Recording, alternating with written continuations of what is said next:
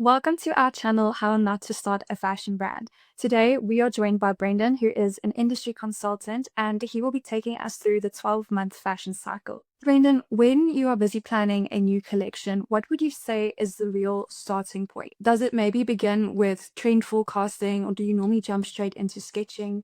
This depends on what you define by starting a new collection. I talk about the spark, which can come at any moment. It's never really like a sit down and work on the new collection kind of thing. You could get a spark for a future collection while you're working on a current collection. You're always building on a bank of references. So that could take the shape of an Instagram account that you're inspired by.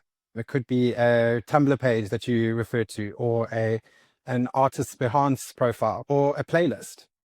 These items are always screen grabbed and filed into a jumble of things. And then when you do get to the point of starting on the new collection, I refer back to that bank and see what resonates with me at any given time. And then once that initial idea is in place, what happens next before anything can move into sampling?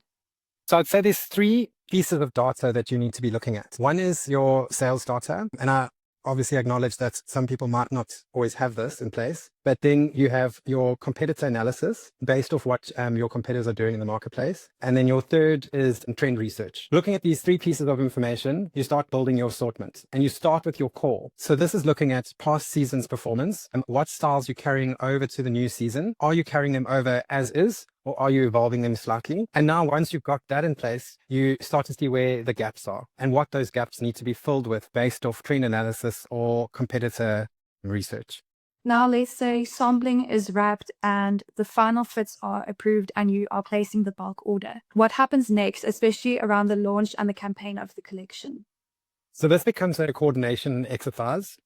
You kind of have to now go back to the beginning, pinpoint in the assortment which items you want to hone in to shoot for the campaign, and then check in if it's actually going to be feasible. Is that fabric in the country? Can you make a sample for the shoot? Are all the trims available? So it's working alongside your product coordinator to either get that stuff in early or make the call if it's not going to be there. You're also potentially planning for e-com shoots, which are obviously an always on thing. You're shooting your monthly drops and building the samples for that.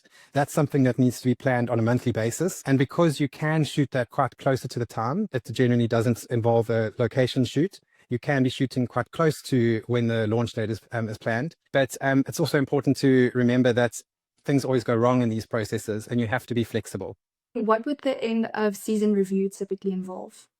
So we would call this post-mortem, and I think the name speaks for itself. But before I even go into the post-mortem part of it, there's two parts to this. You're always watching the performance of products throughout the season and some advice for future startups, to the point that when your product reaches 20% sell-through after 2 weeks, that's a sign from like a planning point of view that you could potentially reproduce that item, because essentially the goal is to get your product to between 70 and 80% sell through within 30 days, which means that by the end of the season, you'll have a 95% sell through. You don't want that item to get to a point where it's going on sale. So then to get onto the post-mortem aspect, this is a point at which the entire team sits around a table and you look at the previous season's performance. The shape this takes is the range is divided into categories. So tops, bottoms, dresses, and then further divided within that category into performance. And these performance categories are poor, good, and excellent. I think they speak for themselves. The poor category could be